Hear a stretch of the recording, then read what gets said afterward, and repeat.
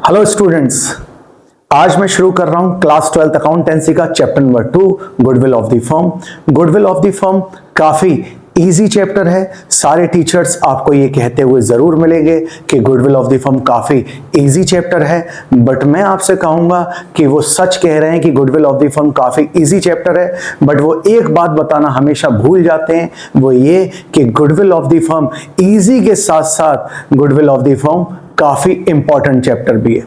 और मैं इंपॉर्टेंट क्यों कहता हूं इस चैप्टर को? मैं इसलिए इंपॉर्टेंट कहता हूं क्योंकि बच्चे क्वेश्चंस तो जरूर कर लेते हैं गुडविल ऑफ द फर्म के, बट बच्चों को ये कभी नहीं पता होता, ना कभी महसूस कर पाते हैं, ना कभी फील कर पाते हैं कि आखिर ये इंपॉर्टेंट क्यों है। इंपॉर्टेंट इसलिए है क्योंकि इस चैप्टर की वजह से हम आगे के चैप्टर्स बहुत आसानी से कर पाते हैं, या आप ये कहिए कि आगे के जितने भी चैप्टर हैं वहां पर हमें थोड़ी सी कम प्रॉब्लम फेस करने को मिलती है अगर इस चैप्टर को हम अच्छे से कर लेते हैं। दूसरा इंपॉर्टेंट इसलिए भी है क्योंकि बच्चे क्वेश्चंस तो जरूर कर लेते हैं गुडविल के, क्योंकि काफी इजी क्वेश्चंस हैं, बट वो कभी भी ये नहीं सोच पाते कि आखिर हम इस चैप्टर को पढ़ ही क्यों रहे हैं और आखिर गुडविल ऑफ द फर्म का मतलब क्या है। तो मैं आज आपको बस वही बताने वाला हूं कि गुडविल ऑफ द फर्म का मतलब क्या है, आखिर हम इस चैप्टर में निकाल क्या रहे हैं, हम पढ़ क्या रहे हैं और क्यों पढ़ रहे हैं। सिंपल सी बात। आप ऐसे समझिए कि पिछले 30 सालों से या पिछले 20 सालों से मेरे पिताजी एक दुकान चला रहे हैं, और जब उन्होंने स्टार्ट की थी, यानी कि आज से 30 साल पहले, आज 2025 चल रही है, मैं कहूं आज से 30 साल पहले या आज से 25 साल पहले, मान लो सन 2000 में उन्होंने एक धंधा शुरू किया। जब धंधा शुरू किया था तो एक आध कस्टमर उनके पास आता था। शुरुआत में धंधा शुरू ही किया था, कोई ना उन्हें जानता था ना पहचानता था, बट धीरे धीरे वो मेहनत करते रहे। उन्होंने खास बातों पर ध्यान दिया, जैसे कि वो प्रोडक्ट बेहतरीन बेचते थे, प्रोडक्ट की क्वालिटी में कोई कंप्रोमाइज नहीं करते थे, एक सही रेटों पर प्रोडक्ट बेचते थे, कस्टमर को वो प्रोडक्ट बहुत अच्छा लगता था, और धीरे धीरे कस्टमर ने उस प्रोडक्ट को शुरुआत में 2 कस्टमर आए, फिर 2 ने 4 को बताया, 4 ने 8 को बताया, ऐसे ऐसे कस्टमर ने माउथ पब्लिसिटी करना शुरू कर दिया। और मेरे पिताजी ने ये समझ लो कि 25 से 30 साल पहले जब धंधा शुरू किया तो उन्होंने एक ऐसे मान लो कि एक कसम खाई थी कि मैं प्रोडक्ट की क्वालिटी में कोई कंप्रोमाइज नहीं करूंगा और बहुत सस्ते रेटों पर बहुत अच्छी क्वालिटी का प्रोडक्ट दूंगा। जितने पैसे मैं चार्ज करूंगा वर्थ वाइल होंगे वो, और उतने ही पैसों का मैं प्रोडक्ट कस्टमर को बेचूंगा। और बस इसी खासियत की वजह से, इसी क्वालिटी की वजह से मेरे पिताजी का धंधा अच्छा चलता गया और कस्टमर बहुत सेटिस्फाइड होता गया। कस्टमर ने क्या किया कि माउथ पब्लिसिटी करना शुरू कर दी, और बहुत देखते ही देखते कई सालों में बहुत ढेर सारे कस्टमर उनसे जुड़ने लगे। अब हुआ क्या, पिछले 30 या 25 साल पहले जो उन्होंने धंधा शुरू किया था, उनकी मेहनत का नतीजा ये निकला कि अब कस्टमर सिर्फ उनके नाम से ही उनकी दुकान पर पहुंच जाता है। कस्टमर की जो प्रेफरेंस के हिसाब से और कस्टमर को भी पता लगता है कि कितना अच्छा प्रोडक्ट इस शॉप पर मिलता है, इस कंपनी का, इस ब्रांड का प्रोडक्ट इतना अच्छा है, और कस्टमर आप सिर्फ नाम से ही उस प्रोडक्ट को फ्यूचर में खरीदेगा। सिंपल सी बात। अब मेरे पिताजी को वो सारी जो उन्होंने शुरुआत में मेहनत करी, वो मेहनत करने की बिल्कुल भी जरूरत नहीं पड़ेगी, क्योंकि उन्होंने 25 से 30 साल में बहुत मेहनत कर ली है। अब उन्होंने ऐसा नाम बना दिया है, ब्रांड ऐसा क्रिएट कर दिया है कि कस्टमर्स को भी पता है कि अगर इस ब्रांड का अगर हम प्रोडक्ट खरीदेंगे तो वो बेटर क्वालिटी का होगा ही होगा और सही रेटों का भी होगा।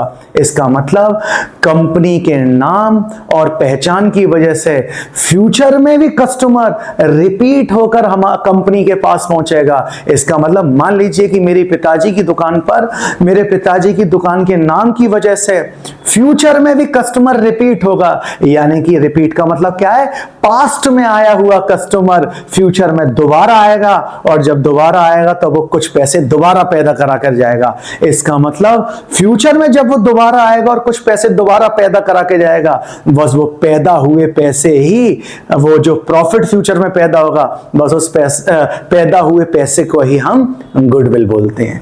और इसके साथ साथ लगा देते हैं कि जो फ्यूचर में पैसे पैदा होंगे, उस पैदा करे गए पैसे कहां पर पैदा हुए हैं, वो एक दुकान के अंदर, और उस दुकान को एक बिजनेस के अंदर, तो उस बिजनेस को बोलते हैं फर्म। इसका मतलब है हमारी फर्म जो फ्यूचर में पैसे पैदा करेगी, उस फ्यूचर में पैदा होने वाले पैसों को, इसका मतलब हमारी फर्म जो फ्यूचर में पैसे पैदा करेगी, उस फ्यूचर में पैदा होने वाले पैसों को गुडविल बोला जाता है। सिंपल सी बात। तो गुडविल कुछ नहीं, मेरी मेहनत की वजह से फ्यूचर में मैं जो कमा पाऊंगा उसको कहते हैं गुडविल। सिंपल सी बात। इसका मतलब मैंने पिछले 30 साल या 25 साल या 40 साल में मैंने बहुत मेहनत कर ली है, और उस मेहनत का मुझे जो फ्यूचर में नतीजा मिलने वाला है, प्रॉफिट मिलने वाला है, कस्टमर मेरे नाम से ही मेरे शॉप पर या मेरे ब्रांड को खरीदने लगते हैं। बस वो जो फ्यूचर में खरीद रहे हैं, खरीद के कस्टमर मुझे प्रॉफिट पैदा करा रहे हैं, कुछ प्रॉफिट मुझे मिलता है, और वो जो प्रॉफिट मुझे मिलेगा फ्यूचर में, अभी मिला नहीं है, फ्यूचर में मिलेगा, सबसे इंपॉर्टेंट बात, बस उसी प्रॉफिट को हम बोलते हैं goodwill of the firm. Simple सी बात। अब इसमें खास बात, मैं क्वेश्चंस तो आपको करा दूं, क्वेश्चन करना तो सबसे आसान बात है, पर आप मेंटली जरा ये सोच कर देखिए कि फ्यूचर में पैदा होगा पैसा, इसका मतलब हम इस चैप्टर के अंदर ये पता करने वाले हैं कि फ्यूचर में कितना पैसा पैदा होगा। अब जरा आप सोच के देखिए, फ्यूचर में जो पैसा पैदा होगा, क्या आज प्रेजेंट में हमें पता लग सकती है कि फ्यूचर में कितने कस्टमर आएंगे? तो मैं आपको बता दूं, इसका जवाब है हाँ, बिल्कुल फ्यूचर में कितने कस्टमर आएंगे कोई भी एक दुकानदार बिल्कुल बता पाता है। आप किसी भी अपने नियर बाई शॉप पर जाइए, आपके आसपास जो भी शॉप है उससे पूछ के देखिए कि आपके पास कल, जैसे मैं एक एग्जांपल के लिए ले लूं, आप किसी भी स्वीट्स वाली शॉप पर जाइए, जो फेमस शॉप है, कोई ऐसी नॉर्मल शॉप नहीं, जो फेमस शॉप है आपके नियर बाई, जिसने अपने 20, 25, 30 साल बहुत मेहनत से लगाए हैं और आज मार्केट में नाम है, उस शॉप पर जाइए, उससे पूछिए कि आप ये बताइए कि कल आप कितनी मिठाइयां बेच लेंगे, तो वो बिल्कुल एग्जैक्टली बता पाएगा कि वो कल कितनी मिठाई बेचेगा। अब यहां पर एग्जैक्टली का मतलब ये नहीं है कि अगर वो कहेगा कि कल मैं 200 किलो मिठाई बेच लूंगा और आप 201 किलो हो गई, तो आप कह रहे हैं 200 किलो बताई थी, 201 कैसे हो गई? नहीं, एग्जैक्टली का मतलब है ऑलमोस्ट वो बिल्कुल नियर टू करेक्ट वैल्यू बताएगा कि मैं कल इतनी मिठाई बेच लूंगा। ऐसा कैसे हो जाता है? एक्चुअल में ऐसा इसलिए हो जाता है कि कोई भी दुकानदार का फ्यूचर में कितना सेल होगी, फ्यूचर में वो कितना कमाएगा, ये सब डिपेंड करता है। मैं इंपॉर्टेंट शब्द बोल रहा हूं, इंपॉर्टेंट कीवर्ड्स, ये ध्यान रखिए। कोई भी दुकानदार फ्यूचर में कितना कमाएगा ये डिपेंड करता है कि उसने पास्ट में कितना कमाया है। सिंपल सी बात। सोच के देखिए, पास्ट में मैं जितनी ज्यादा मेहनत करूंगा, फ्यूचर में मेरा उतना नाम होगा, फ्यूचर में उतने ही कस्टमर मेरे पास रिपीट, मेन इंपॉर्टेंट बात क्या है, रिपीट होकर आएंगे। सिंपल सी बात। तो जरा सोच कर देखिए कि उस शॉपकीपर जिसके पास मैंने आपको जाने के लिए कहा, आप गए, आपके नियर बाई एरिया में एक बहुत अच्छा स्वीट्स वाला है जिसका बहुत फेमस नाम है शहर के अंदर, आपने जाके पूछा कि कल कितनी स्वीट्स आप बेचेंगे, वो क्लियर बता देगा। वो कहेगा बेटा मैंने कल के दिन, यानी कि पास्ट में, कल के दिन मैंने बेटा बेची थी लगभग 250 किलो मिठाई, और मैं आपको बता दूं आज भी मैं ऑलमोस्ट 250 किलो बेचूंगा और कल भी मैं 250 के आसपास बेचूंगा। इसका मतलब फ्यूचर में आप कितना प्रॉफिट कमाएंगे वो बिल्कुल आराम से बता सकता है, क्योंकि उसे पहले से पता है फ्यूचर में मैं इतना माल बेचूंगा, और मेरे माल पर हर एक दुकानदार को पता है, हर एक बिजनेसमैन को पता है कि वो जो प्रोडक्ट बेचता है उस पर वो कितना प्रॉफिट कमाता है। सिंपल सी बात। तो वो शॉपकीपर बताएगा 250 किलो मिठाई बेचूंगा बेटा, इतने रुपए की मिठाई बिकेगी और मुझे पता है कि मेरा प्रॉफिट कितना होगा। सिंपल सी बात। तो इसका मतलब वो शॉपकीपर ने अपना प्रॉफिट पहले से अपने दिमाग में कैलकुलेट कर रखा है कि कल उसका कितना प्रॉफिट होगा, और वो कैसे कैलकुलेट कर रखा है, पास्ट को देख के। उसे पता है पास्ट में मैंने इतना माल बेचा था तो फ्यूचर में भी इतना माल बिकेगा। इसका मतलब अगर मैं कंक्लूजन बोलूं तो गुडविल ऑफ द फर्म का मतलब है हमारी पास्ट की मेहनत से जो फ्यूचर में पैसे पैदा होंगे उसे गुडविल ऑफ द फर्म कहते हैं। सिंपल सी बात। ठीक है, अब आगे चलते हैं। गुडविल ऑफ द फर्म को आप थोड़ा सा ऐसे और समझिए कि मैंने जो भी पूरी आपको एक स्टोरी सुनाई, उस स्टोरी के हिसाब से मेरे पिताजी पिछले 30 साल या 25 साल में उन्होंने जो मेहनत की है, उस मेहनत का फ्यूचर में जो पैसा कमा पाएंगे, इसका मतलब फ्यूचर में जो पैसा कमा पाएंगे उस फ्यूचर में पैदा होने वाले पैसों को गुडविल बोलते हैं। कोई दिक्कत? अब यहां खास बात क्या है, एक और इंपॉर्टेंट शब्द ये है, मैं ये जो पूरी स्टोरी बता रहा हूं आपको बहुत ध्यान से वाकई सुननी चाहिए, क्योंकि इस स्टोरी के बाद क्वेश्चन करना काफी आसान हो जाते हैं। डायरेक्ट अगर क्वेश्चन कराऊं, कब इजी क्वेश्चन है, क्वेश्चन कर लोगे, पर कभी मजा नहीं आता, हमें ये नहीं पता होता कि आखिर गुडविल है क्या, क्यों आखिर हम इस चैप्टर को पढ़ रहे हैं, आखिर क्या फॉर्मूले जो बनाए गए वो कैसे बनाए गए, क्यों बनाए गए, क्या वजह। तो मैंने क्या बताया आपको कि मेरे पिताजी ने पिछले 30 साल में बहुत मेहनत करी है, बहुत नाम कमाया है। इस नाम की वजह से जो फ्यूचर में पैसे पैदा कर पाएंगे, फ्यूचर के अंदर फ्यूचर में जो प्रॉफिट जनरेट कर पाएंगे, फ्यूचर में जो प्रॉफिट अर्न कर पाएंगे, इस अर्न किए गए पैसों को गुडविल बोलते हैं। अब यहां सवाल ये उठता है कि फ्यूचर में हम अपने नाम की वजह से आज अगर प्रेजेंट में देखें तो फ्यूचर में हम कितने सालों तक प्रॉफिट कमा सकते हैं। तो मैं अगर इसका सिंपल जवाब दूं तो अगर मैं अच्छा काम करता रहूंगा तो जीवन भर में अच्छा प्रॉफिट कमाता रहूंगा। बट यहां पर एक इंपॉर्टेंट बात है, तो मैंने क्या बोला कि अगर कोई मुझसे ये पूछे कि तुम्हारे पिताजी या कोई मुझसे ये पूछे तुम एक जो धंधा चला रहे हो फ्यूचर में कब तक उससे प्रॉफिट बनाते रहोगे, तो मैं कहूंगा जब तक मैं अच्छा प्रोडक्ट बेचता रहूंगा, जब तक मैं लोगों से सही पैसे चार्ज करता रहूंगा, तब तक मैं प्रॉफिट कमाता रहूंगा। बट यहां एक प्रॉब्लम है, जैसे जैसे वक्त बीतता जाता है, नई नई कंपनीज, नए नए लोग, नए नए विचार, नई नई टेक्नोलॉजी आती रहती है, तो हम कभी भी एक डेफिनेटली ये नहीं कह सकते, और ये सच बात है कि हम फ्यूचर में कमाते ही रहेंगे। बट इंपॉर्टेंट बात यह भी है कि हम आज बैठकर ये फैसला नहीं दे सकते, आज बैठकर हम ये नहीं कह सकते कि आने वाले 30 साल तक हमारा कुछ नहीं होगा, आने वाले 20 साल तक हमारा कुछ नहीं होगा। उसका खास रीजन ये है, आप अपना काम कर रहे हैं, साथ ही साथ दुनिया में बहुत सारे इंजीनियर्स हैं जो अपनी नई टेक्नोलॉजी बना रहे हैं, बहुत अच्छे अच्छे स्टूडेंट्स जो आज बड़े बड़े विश्वविद्यालयों में पढ़ रहे हैं, वो भी अपना एक नए माइंड से कोई नया प्रोडक्ट लेकर आ रहे हैं। हो सकता है वो इंजीनियर कुछ नई टेक्नोलॉजी ले आए, हो सकता है बड़ी बड़ी यूनिवर्सिटीज में पढ़ने वाले कई बहुत ब्रिलियंट दिमाग के बच्चे कोई नया प्रोडक्ट उतार दें, और मेरा जो प्रोडक्ट है वो प्रोडक्ट धीरे धीरे कस्टमर की डिमांड कम होती जाए, क्योंकि मेरे बराबर में एक कई सारे नए कॉम्पिटिटर्स पैदा हो गए जो मुझसे और ज्यादा बेहतर क्वालिटी और मुझसे कम रेटों में माल बेच रहे हैं। इसका मतलब मैं ये नहीं कह सकता कि मैं सालों तक प्रॉफिट कमाता रहूंगा, ये सच बात है कि मैं कमाता रहूंगा, बट मैं अभी डेफिनेटली ये जरूर कह सकता हूं कि मैं बहुत सालों तक तो नहीं कमाता रहूंगा, बट मैं ये कह सकता हूं कि मैं आने वाले 3 साल 4 साल तक तो मुझे पता है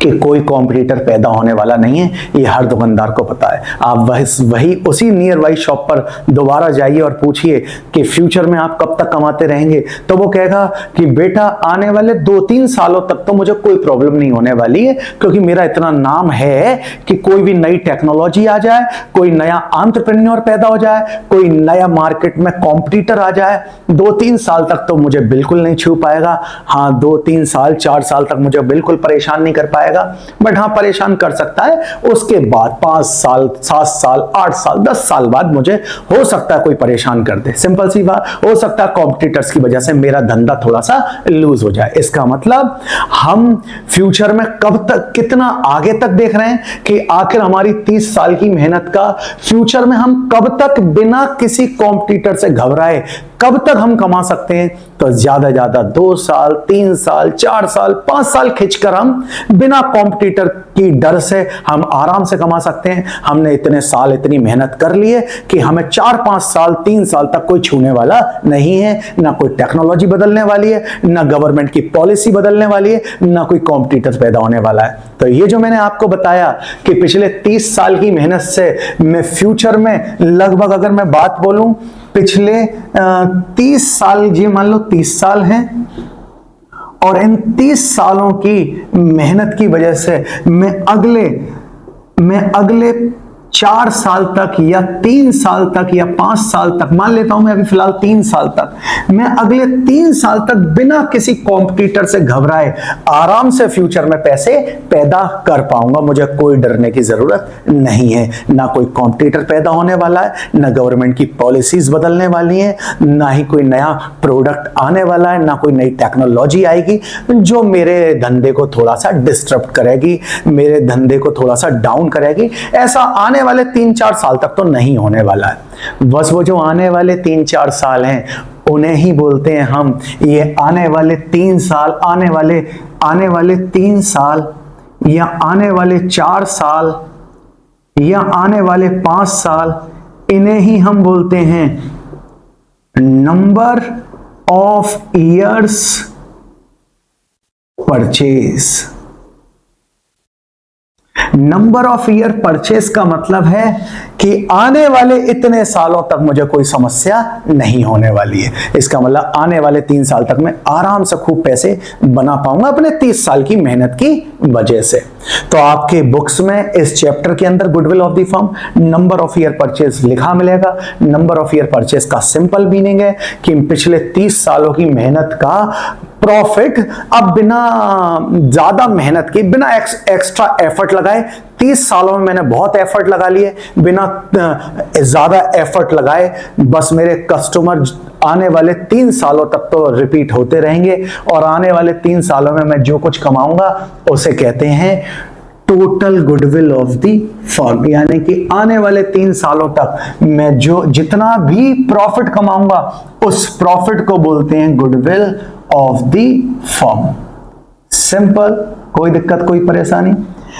तो आपको नंबर ऑफ ईयर परचेस का मीनिंग भी समझ में आ गया। अब आगे चलते हैं। अब एक दूसरा क्वेश्चन अराइज होता है कि ये बताइए फ्यूचर में कितना पैसा पैदा होगा, ये किस पर डिपेंड है? मैंने क्या कहा था? पास्ट पर।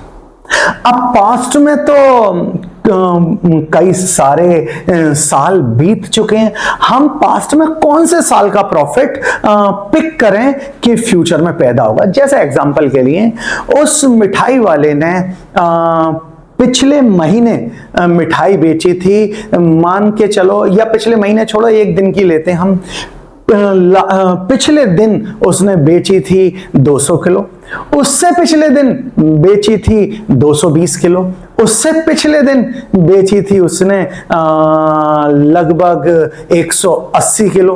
अब आप बताओ, यहां तो चेंजेस आ रहा है कि किसी पिछले दिन बेची थी 200, 220, 180।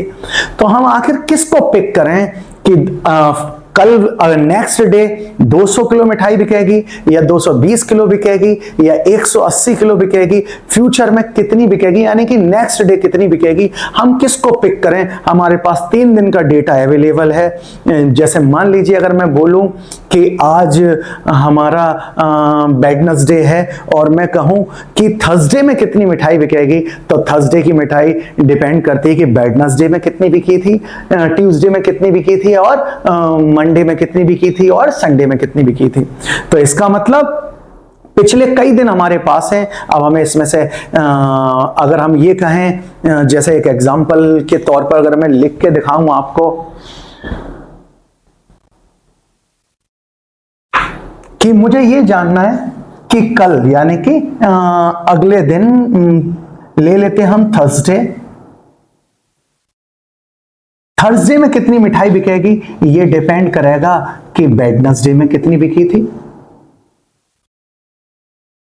ये डिपेंड करेगा ट्यूसडे में कितनी बिकी थी, ये डिपेंड करेगा मंडे में कितनी बिकी थी। अब जरा सोच के देखिए, मंडे में बिकी थी 180 किलो, ट्यूसडे में बिकी 220 किलो और वेडनेसडे में बिकी थी 200 किलो। अब उस शॉप पर जब आप गए, आपने कहा थर्सडे में कितनी मिठाई बिकेगी, उसने आपको ये 3 डेटा दे दिए। अब सोच के देखो कि अगर आप ये सोचो कि थर्सडे में 200 किलो मिठाई बिकेगी, तो आपके दिमाग में आएगा 220 भी बिकी थी। और अगर आप ये सोचोगे फ्यूचर थर्सडे में 220 बिक सकती है, तो आपके दिमाग में आएगा 180 किलो भी किसी दिन बिकी थी। इसका मतलब ना आप 200 किलो पिक कर सकते हैं, ना 220, ना 180।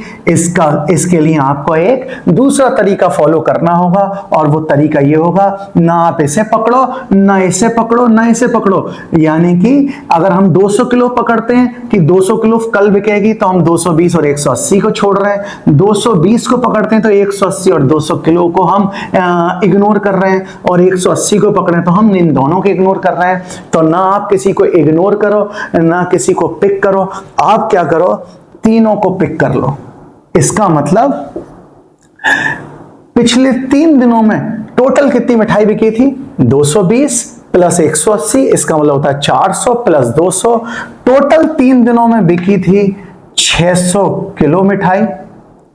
और आप इसे डिवाइड कर दो, कितने दिन की है? 3 दिन की। 3 से, इसका मतलब आपने एक ऑन एन एवरेज यानी कि आपने एक लगभग निकाल लिया है, और आपकी चिंता भी खत्म हो गई कि मैं इसे सिलेक्ट करूं या इसे सिलेक्ट करूं कि फ्यूचर में थर्सडे वाले दिन ये इतनी मिठाई बिकेगी या इतनी बिकेगी थर्सडे वाले दिन, या इतनी बिकेगी थर्सडे वाले दिन।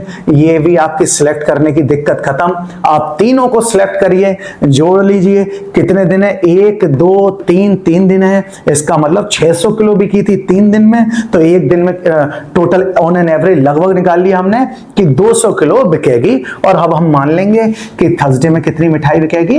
200 किलो। सिंपल सी बात। और ये 200 किलो मिठाई अगले 3 दिन तक बिकती रहेगी, बस इसका टोटल कर लेंगे। इसे ही कहते हैं गुडविल ऑफ द फर्म। अब यहां पर मैंने आपको ये तो एक मैंने कहानी के तौर पर आपको समझा दिया।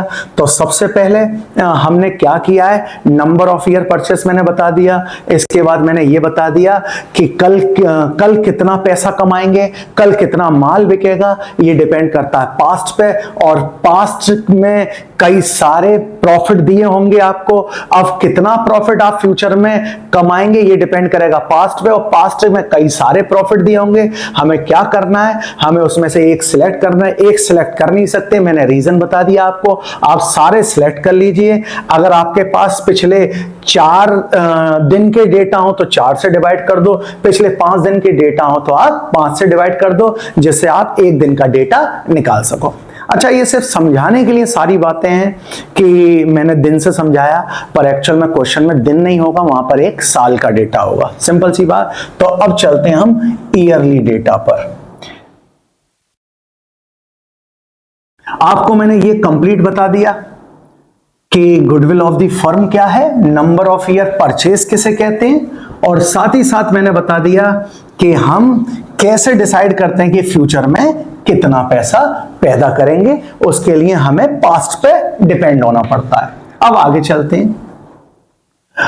गुडविल निकालने के लिए हमारे पास कई मेथड है। फिलहाल मैं एक सिंपल मेथड की बात करूंगा, goodwill by average profit method.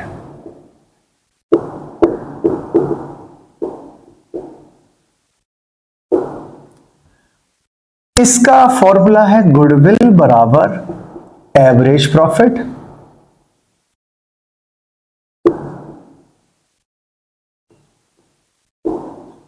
Multiply number of years purchase.